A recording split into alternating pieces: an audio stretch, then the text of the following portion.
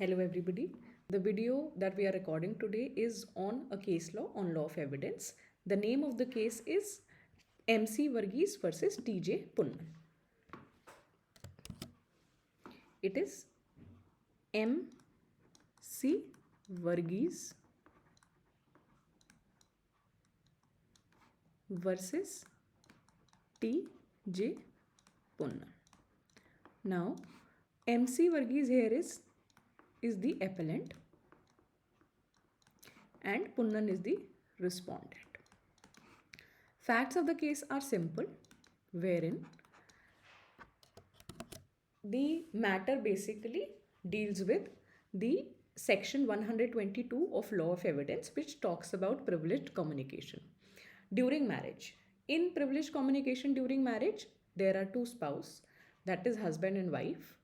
Any communication made during the subsistence of marriage between the husband and wife is not allowed to be disclosed, or the person cannot be compelled to disclose the same.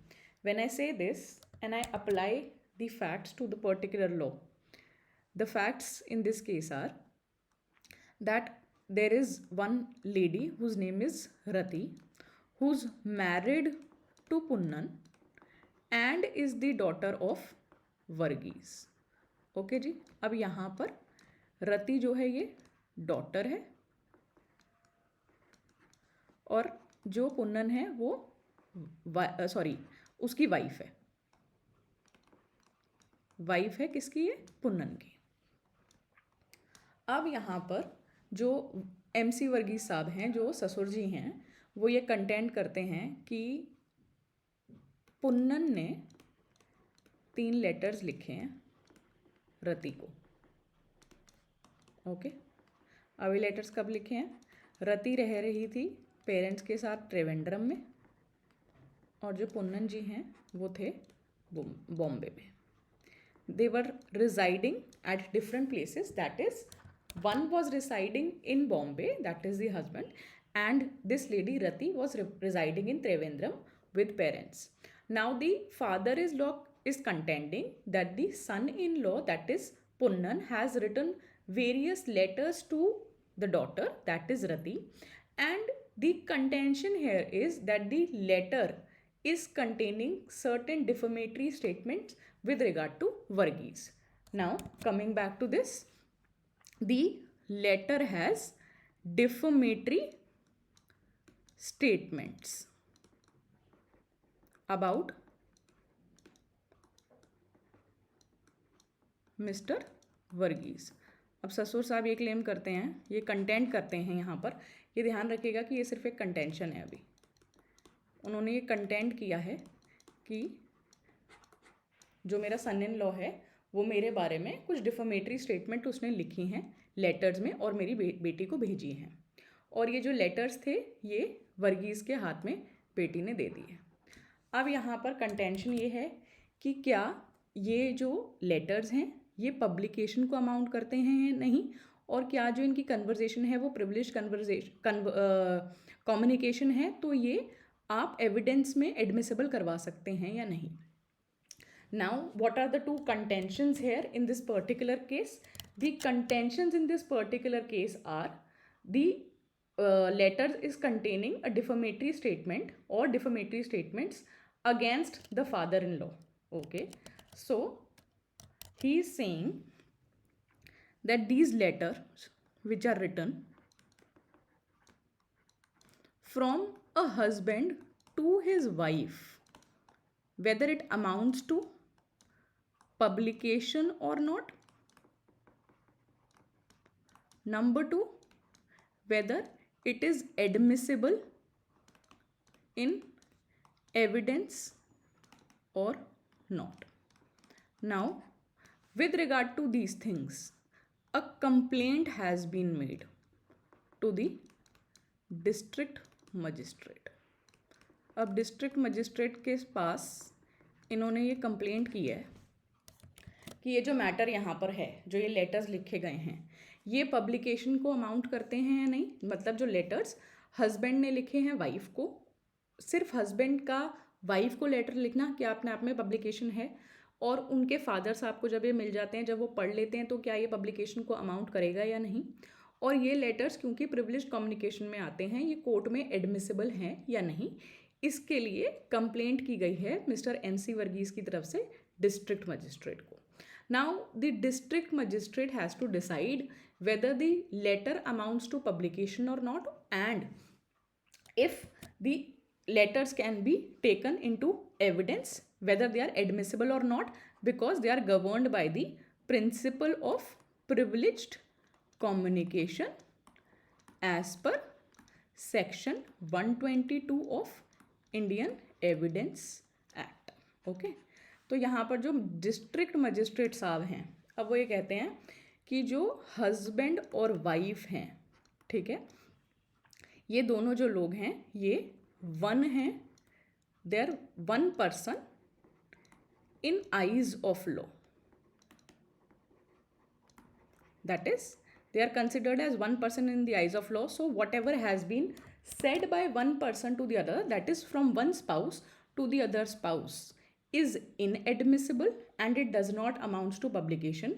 And then and there he did not proceed further. इन्होंने आगे कार्यवाही करने की ज़रूरत ही नहीं समझी, इन्होंने proceed ही नहीं किया। इन्होंने क्या किया, 253 क्लॉज 2 CRPC में उसको डिस्चार्ज कर दिया।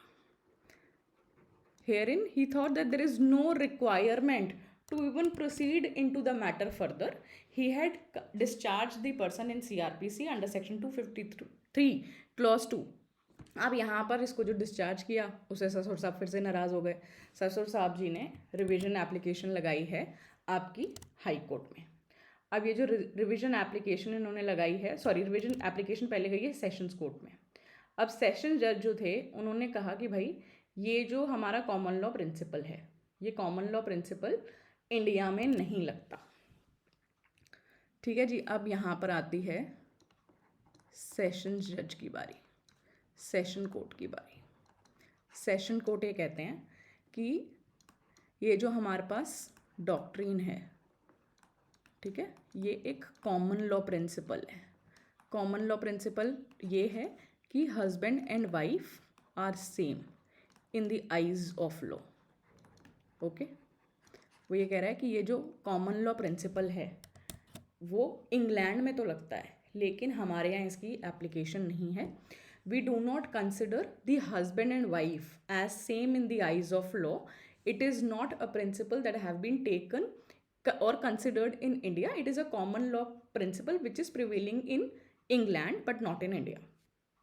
The second aspect, whether it amounts to publication or not, the court has said that it amounts to publication, because if you have given the letters from husband to wife but it contains material about a third person, इसको हम बोलेंगे कि ये publication में आता है।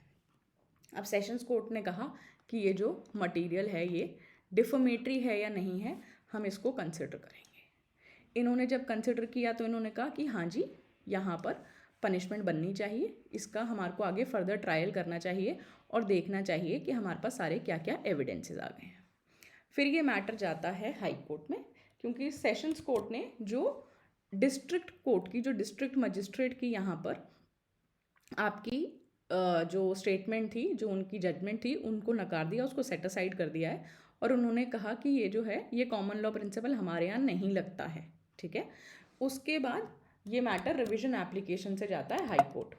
Now when this matter is in the high court has now again said what was said by the district magistrate. यहाँ पर जो DM साहब की जो जजमेंट थी उसको ही अपहेल्ड कर दिया गया है हाई कोर्ट में। हाई कोर्ट ये कहता है कि भाई DM साहब बिल्कुल सही थे कि जो हस्बैंड एंड वाइफ हैं वो सेम है इन द आइज ऑफ लॉ, और यहाँ पर कोई पब्लिकेशन नहीं हुई है क्योंकि ये जो लेटर्स हैं ये हस्बैंड और वाइफ के पास ही हैं, किसी और के पास नहीं गए। अब जो हाई कोर्ट ने जो रिवीजन एप्लीकेशन में अपहेल्ड किया, जो ये कहा गया कि जो डीएम साहब ने जो जजमेंट दी है वो बिल्कुल सही है, और यहाँ पर इसमें ना तो कोई भी पब्लिकेशन है, there is no publication between the husband and wife, और ना ही यहाँ पर हम ये कहते हैं कि हस्बैंड और वाइफ जो है, वाइफ और हस्बैंड या हस्बैंड और वाइफ जो भी हैं, ये दोनों प्रिविलेज कम्युनिकेशन में आते हैं और हम इनको डिस्क्लोजर अलाउ नहीं करते। आप डिस्क्लोज नहीं कर सकते, ये आपका प्रिविलेज कम्युनिकेशन का कंसेप्ट है।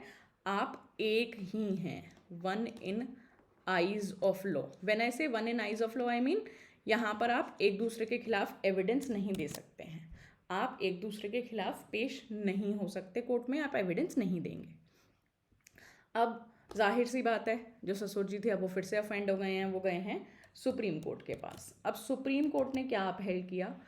अब सुप्रीम कोर्ट ये कहता है कि जी हाई कोर्ट की जो जजमेंट थी वो खराब, वो जो थी वो खराब थी, और जो सेशंस जज ने कहा, ठीक है, जो सेशंस जज ने कहा सुप्रीम कोर्ट ने वो अपहेल्ड किया। क्या अपहेल्ड किया यहाँ पर? अब सुप्रीम कोर्ट ये कहता है कि देखो भाई, सबसे पहले तो ये समझो कि प्रिविलेज कम्युनिकेशन का मतलब क्या है, सेक्शन 122 के प्रोविजंस क्या हैं, आप पहले उसको समझिए, फिर आप उस लॉ को इन फैक्ट्स पे अप्लाई कीजिए। आप ये बताइए कि इसको आप पब्लिकेशन कंसिडर करेंगे या नहीं करेंगे।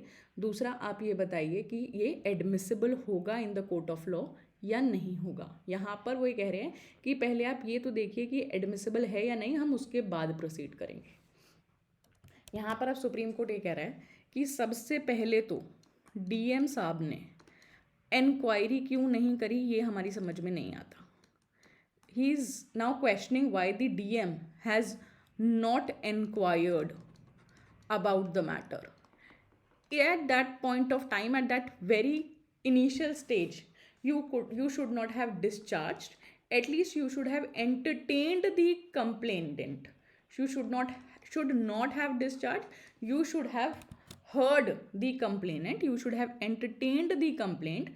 Then decide whether the communication through the letters, that is the libellous documentation or defamation by the way of writing is considered as a label.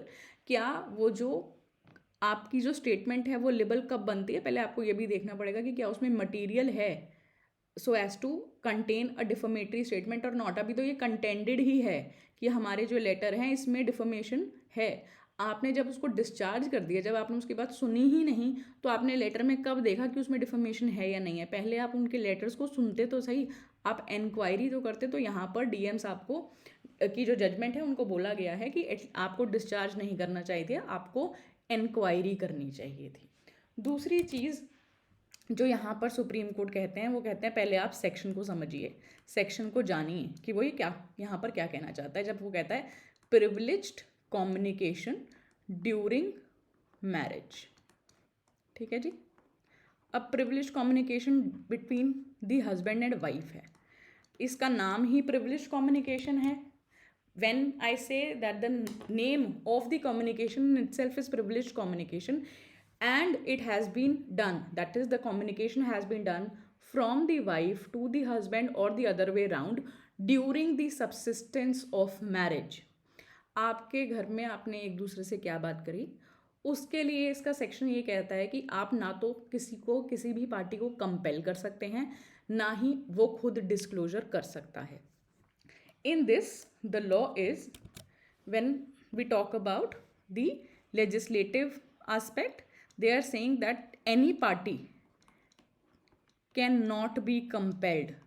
उसका कंपल्शन नहीं होगा, आपको कंपेल नहीं करना है, और ना ही वो डिस्क्लोज कर सकता है।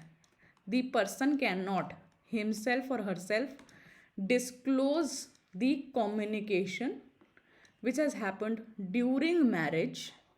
You will have to see that there has to be subsistence of marriage.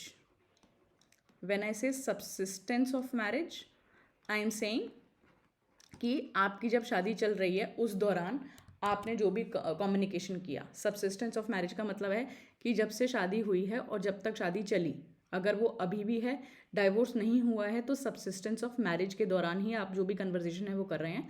अगर सपोजिंगली डाइवोर्स हो जाता है, उसके बाद भी आप वो कन्वर्जेशन डिस्क्लोज नहीं कर सकते जो आपने मैरिज के दौरान की हों। Whatever conversation was there during the subsistence of marriage can not be disclosed even after the divorce, even after the dissolution of marriage। तो यहाँ पर इसके इंग्रेडिएंट्स हैं कि कम्युनिकेशन जो है वो हस्बैंड एंड वाइफ में हो। वो प्रिविलेज कब होगा? जब आपकी सबसिस्टेंस ऑफ मैरिज है, जब आपकी मैरिज सबसिस्ट करती है, ठीक है जी। और यहाँ पर आपकी जो मैरिज है वो वैलिड मैरिज होनी चाहिए। हस्बैंड और वाइफ की जो कम्युनिकेशन है वो ड्यूरिंग द मैरिज है, ठीक है, शादी के चलते वक्त। अब वो इसके बाद बताता है आपको थर्ड नंबर पे एक्सेप्शंस, कि आप उसको कब डिस्क्लोज कर सकते हो या फिर आप कब बता सकते हो। यहाँ तक हमने ये पढ़ा है कि सेक्शन 22 ये कह रहा है that there cannot be a disclosure of communication that was made by either of the spouse to the other spouse, from one spouse to the other, during the subsistence of marriage. Keep in mind that nobody can compel them to disclose, neither they can themselves disclose. Okay, but there are exceptions to the section. There are two exceptions to the sections. One exception is when, यहाँ पर exception क्या है? अब ये exception है कि जिस spouse ने कन्वर्जेशन की, ठीक है जी, जिस स्पाउस ने कन्वर्जेशन की वो आपको कंसेंट देता है डिस्क्लोज करने का, ठीक है जी। उसने आपको कहा कि आप जो हम दोनों के बीच में बात हुई है आप उसको डिस्क्लोज कर सकते हैं। I will repeat this exception again. In this, the legislative intent is that supposingly there is a conversation between two spouses and the spouse who has made the conversation is consenting to the fact that the other spouse can disclose the statement. In that case, the exception would apply and the other spouse can disclose the statement. The other exception which is there now, there is another important exception of section 122।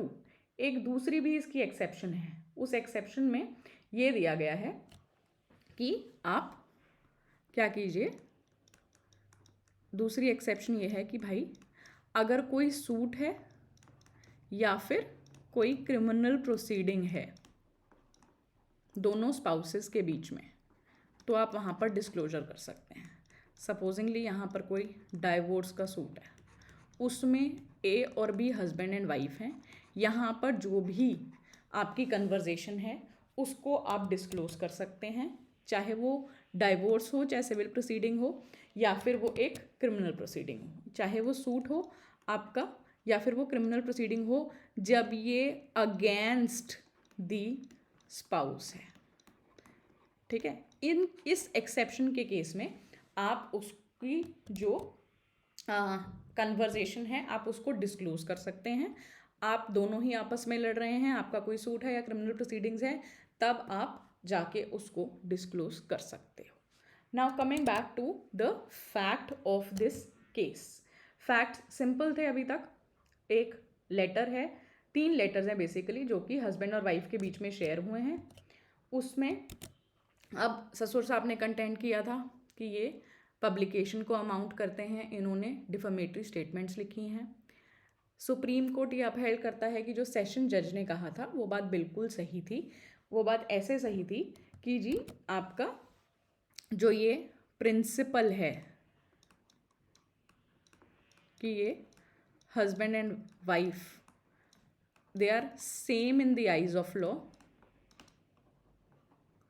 ये India में नहीं चलता, India में नहीं मानते हम इसको, ठीक है जी। एक दूसरे के खिलाफ आप बयान दे सकते हो। दूसरी बात है वो कहते हैं कि भाई पब्लिकेशन का क्या मतलब होता है यहाँ पर। जब आप कह रहे हो कि आपने पब्लिकेशन कर दी लेटर की, तो पब्लिकेशन का मतलब क्या है। अब वो कह रहा है कि पब्लिकेशन का मतलब यहाँ पर ये है कि जब कोई बाय वर्ड या फिर ओरल या फिर विजिबल रिप्रेजेंटेशन से किसी भी तरीके से, एक्चुअली अगर आप देखेंगे तो ये मेथड्स ऑफ कम्युनिकेशन है। When the publication is either oral और written, it is by word. When I say, I mean it is in writing, or it is a visible representation. All these are ways of communicating the matter to the other person. Now you are communicating to the other person how and what. Any defamatory material or statement with an intention or knowledge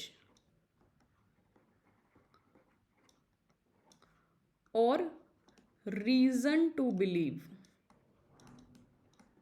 आप में इन तीनों में से कोई भी एक चीज़ होनी चाहिए। या तो आप ये इंटेंशनली कर रहे हो, या फिर आपको नॉलेज है, या फिर आपके पास एक रीज़न टू बिलीव है। क्या, किस चीज़ की इंटेंशन है, किस चीज़ की नॉलेज है या रीज़न टू बिलीव है। यू हैव इंटेंशन, नॉलेज और reason to believe that it will harm what, the reputation of the person. Okay ji, अगर ये हार्म करता है रेप्यूटेशन को और आप वो काम इंटेंशनली करते हो, जानबूझकर करते हो, या फिर आपके पास रीज़न टू बिलीव है। रीज़न टू बिलीव का मतलब है कि आपको ये पता है कि मेरे ये स्टेटमेंट देने से ये होगा। अगर आप ये काम किसी भी नीयत से करते हो, उस केस में ये जो सिचुएशन है उसमें हम कहेंगे डिफमेटरी स्टेटमेंट आपने पास की। लेकिन ये जो डिफमेटरी स्टेटमेंट है इसका पब्लिकेशन होना चाहिए। अगर पब्लिकेशन नहीं है तो ये ऑफेंस नहीं होता। ठीक है, आपने जब ये स्टेटमेंट दी, आपकी ये नियत थी कि जी ये जो स्टेटमेंट है ये अगर बाहर आती है तो जिसके खिलाफ मैं स्टेटमेंट लिख रहा हूँ या बोल रहा हूँ उसकी रेप्यूटेशन हार्म होती है, तो वो पब्लिकेशन की कैटेगरी में कंसिडर किया जाता है। अगर ये आप एक दूसरे के बारे में बोल रहे हैं तो वो पब्लिकेशन नहीं है, लेकिन अगर थर्ड पार्टी के बारे में आप बात करते हैं तो वो अमाउंट कर सकती है पब्लिकेशन को। इस बात का आपको ध्यान रखना है। Now these two matters, whether there is publication और नॉट, और whether the husband and wife is considered as same in the eyes of law, has been discussed. Now, while this matter was in the court still pending, the husband and wife, that is Rati and Punnan, has taken divorce, and the ground of divorce was impotency. Irrespective of the fact as to what is the ground of divorce, हमें इससे कोई लेना देना नहीं है कि divorce जो है वो किस ग्राउंड पे हुआ। हमारा यहाँ पॉइंट ये है कि जी डाइवोर्स हो गया। अब जब इनका डाइवोर्स हो गया तो ससुर साहब फिर से ये कंटेंट करते हैं कि क्योंकि अब तो शादी बची ही नहीं है, तो अब ये जो मेरी बेटी है ये अपने पति के खिलाफ बोल सकती है। अब ये इनकॉम्पिटेंट विटनेस नहीं है, क्योंकि पहले तो प्रिविलेज कम्युनिकेशन था। ससुर साहब अब ये कह रहे हैं कि भाई अब प्रिविलेज कम्युनिकेशन नहीं लगेगा क्योंकि अब डाइवोर्स हो गया। To this the supreme court has answered कि आपको यहाँ कंसिडर ये नहीं करना कि आप डिस्क्लोज कब कर रहे हो, आपको ये बात कंसिडर करनी है यहाँ पर कि जो आपकी स्टेटमेंट थी, ठीक है, जो स्टेटमेंट थी उसका टाइम देखना है आपको। ठीक है, मतलब अगर ये जो स्टेटमेंट है ये ड्यूरिंग द सब्सिस्टेंस है तो ये आफ्टर डिसोल्यूशन ऑफ मैरिज भी डिस्क्लोज नहीं होती। You can not disclose, can not disclose मतलब अगर आपने डाइवोर्स भी ले लिया, डाइवोर्स लेने के बावजूद भी आपका डाइवोर्स हो गया, लेकिन जो कन्वर्जेशन करी थी वो हमने तभी करी थी जब शादी चल रही थी, तो आप उसको डिस्क्लोज नहीं कर सकते। तो कोर्ट ने यहाँ पर दो लीगल प्रिंसिपल्स इस्टेब्लिश किए हैं। वो लीगल प्रिंसिपल्स ये इस्टेब्लिश किए हैं कि सबसे पहले तो जो हस्बैंड एंड वाइफ है वो सेम नहीं है मैरिज में। वो एक दूसरे के खिलाफ बयान दे सकते हैं, लेकिन वो एक्सेप्शनल केसेस में दे सकते हैं जब ये डिस्क्लोज करने के लिए आपको दूसरी पार्टी कंसेंट दे दे, या फिर जब जो प्रोसीडिंग है वो उसके खिलाफ हो तब आप एक कॉम्पिटेंट विटनेस हैं। आप यहाँ पर जज साहब ने ये कहा कि आप उन लेटर को ऑन रिकॉर्ड लीजिए तो पहले, तभी तो आप डिसाइड कर पाएंगे कि ये इनएडमिसिबल है या एडमिसिबल है। यहाँ पर जज साहब ने कहा है कि जो लेटर्स हैं वो एडमिसिबल हैं। In the first place, any time an evidence has been brought before the court, the first consideration is whether they are admissible और नॉट। पहले आप ये देखिए कि उन्हें हमें कंसिडर करना है या नहीं करना। आप उसको कंसिडर तो कीजिए, आप उसके बाद ये डिसाइड कीजिएगा कि इसमें डिफमेटरी स्टेटमेंट था या नहीं था। वो एक दूसरा सेकेंडरी क्वेश्चन आता है। If you would not entertain the letters or you would not make them admissible, how would you reach the answer that it was containing a defamatory statement or not? Only once they are admissible, and the court in this case has upheld that the letter is admissible in law. You take it on record. The district court should have taken this on record and then decide. So the matter has been directed to the district court so as to take the letters into admission. The law has been established that no doubt there is privileged communication, but when the letters have been provided to the father by the husband, एक line में इस case law में ये लिखा है कि जब लड़की ने ही वो लेटर्स अपने फादर के हाथ में थमा दिए हैं और जब उनको दे दिए गए हैं तो आप उसको कंसिडर कर लीजिए, आप उसको रिकॉर्ड पे ले लीजिए, एडमिसिबल हैं वो। डिफमेटरी है या नहीं है वो एक बाद की बात है, वो हम बाद में डिसाइड करेंगे। दी मटीरियल इज डिफमेटरी और not is a secondary aspect. The first is that you are required to make the evidence, that is the document, the letter should be taken on record as evidence and then decide whether it contains defamatory material or not.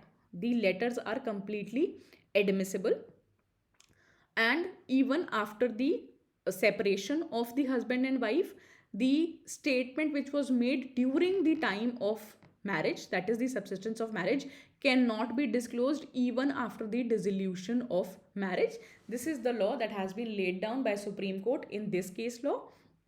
That is all for this video. I'll be taking up another cases on privileged communication and on another important aspects of Evidence Act in my other videos. Thank you.